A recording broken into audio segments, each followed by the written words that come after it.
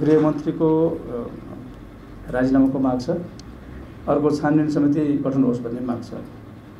हाम्रो चाहिँ कुरा के छ भने गृहमन्त्रीले उत्तर दिएपछि उठेको प्रश्नको उत्तर दिएपछि पुग्छ, किन गृहमन्त्रीको विरुद्धमा सब ठोस प्रमाणसहितको केही जस्तो छानबिन चाहिँ को प्रक्रिया पनि नबनेको, छानबिन बनेर चाहिँ गृहमन्त्रीको चाहिँ बारेमा चाहिँ छानबिन गर्ने प्रक्रिया पनि नबनेको हुनाले अब यो चाहिँ जुन आग्रहको आधारमा चाहिँ गृहमन्त्रीको राजीनामा माग गरिरहेछ यो चाहिँ उचित होइन। त्यस कारणले चाहिँ गृहमन्त्रीले संसदमा उभिएर चाहिँ प्रतिपक्षले उठाएका मागहरूको बारेमा आफ्नो चाहिँ प्रतिवेदन दिने, वक्तव्य जारी गर्ने, वक्तव्य दिने, त्यसपछि संसद खोल्नुपर्छ, किनभने हामी पछि पास गर्नु छ भनेर भनिरहेछौँ। छलफल भइरहेछ।